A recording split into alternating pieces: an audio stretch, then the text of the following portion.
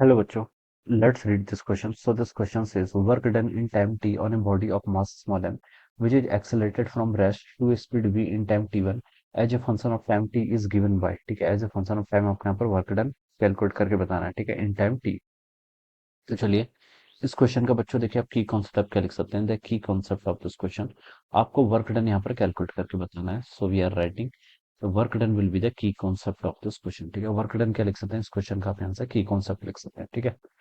तो देखिए work done in time T on a body of mass M which is accelerated from rest to a speed V in time T one. Total work done आपको T time पे calculate करके बताना है और हमें condition दे रखी है T one time तक की, ठीक है। As a function of time T is given by work done बताना है। तो अ, तो देखिए हमें इसको बेसिक से ही करना पड़ेगा, ठीक है। वर्क डन देखिए किसके इक्वल होता है, वर्क डन होता है आपका फोर्स इनटू डिस्प्लेसमेंट के इक्वल। क्या होता है आपका force dot F dot S के इक्वल, ठीक है। ये आपका क्या होता है वर्क डन होता है, ठीक है। ये आप यहाँ पर ऐसे लिख सकते हैं, ओके। अब देखिए यहाँ पर से पहले हमें फोर्स फाइंड आउट करना पड़ेगा, ठीक है। फोर्स फाइंड आउट करना पड़ेगा। हमें इतना क्वेश्चन में गिवन कर रखा है कि वर्क डन फ्री टाइम पे कैलकुलेट करना है, ए बॉडी जिसका मास गिवन कर रखा है which is accelerated from rest, यानी कि इनिशियल वेलोसिटी जीरो है, एक्सेलरेशन इसका मान लीजिए एक इक्वल है, ठीक है। टू स्पीड वी स्पीड इसकी फाइनल अचीव हो रही है कितने टाइम में, टी वन टाइम में। तो देखिए v equal to U plus A T, इसी क्वेश्चन का आपको यहाँ पर यूज करना है। फाइनल वेलोसिटी तो v होगी, इनिशियल वेलोसिटी कितनी थी जीरो, प्लस ए एक्सेलेरेशन है, टाइम कितना लिया टी वन, ठीक है। तो यहाँ से आपका v इजिकल टू कितना आ गया, यहाँ से ए टाइम्स टी वन के इक्वल आ गया, ठीक है। तो हम यहाँ पर से देखिए क्या लिख सकते हैं, यहाँ से आपका ये इतना हो जाएगा, ठीक है। तो यहाँ से हम एक्सेलेरेशन को v divided by T one लिख सकते हैं, ठीक है। इतना तो आपको गिवन कर रखा है। तो देखिए फोर्स पहले हम फोर्स लिख लेते हैं। फोर्स कितना होता है आपका mass into acceleration, mass into acceleration M B divided by T one के इक्वल, ठीक है। तो ये तो बच्चों आपके यहाँ से फोर्स कैलकुलेट हो गया, ठीक है। दिस इज अवर फोर्स, ठीक है। तो अब आपको क्या बताना है, डिस्प्लेसमेंट ही बताना है। डिस्प्लेसमेंट देखिए work done in time T, T time पर आपका टोटल डिस्प्लेसमेंट बताना है, ठीक है। तो डिस्प्लेसमेंट की इक्वेशन देखिए क्या होती है, एस इक्वल टू आपका UT plus half A T square होता है, ठीक है।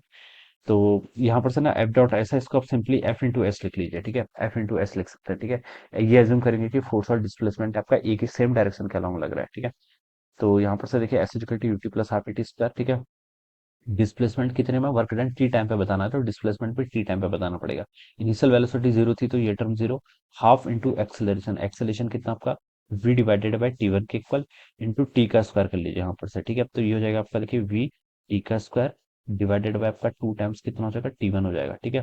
तो ये तो बच्चों आपका डिस्प्लेसमेंट यानी कि s की वैल्यू आ गई, ठीक है। इतना आपका डिस्प्लेसमेंट होगा, ठीक है। तो फोर्स इंटू डिस्प्लेसमेंट वाली टर्म कितनी है आपकी, v टी का square divided by two times आपका टी वन हो जाएगा, ठीक है।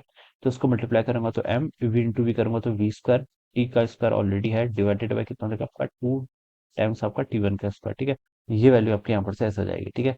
तो ये सॉरी ये आपका वर्क डन आ गया ना, हमने वर्क डन कैलकुलेट कर लिया, ठीक है। तो चलिए इसको वर्क लिख लेते हैं, ठीक है। फोर्स और डिस्प्लेसमेंट दोनों का मल्टीप्लाई कर दिया, तो ये इतना हो जाएगा, ठीक है। क्या आ जाएगा देखिए, इसको ऑप्शन वाली फॉर्म में देखो तो एम बाई टू को तो बाहर कर रखा है और टी स्क्वायर को भी इधर कर रखा है। बाकी क्या टर्म बची आपकी V divided by T one, इसका आप क्या कर लीजिए स्क्वायर कर लीजिए, ठीक है।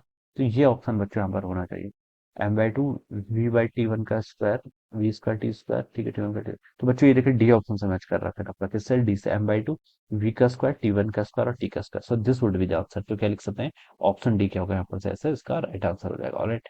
सो I hope you all understood this concept, all the best and thank you so much.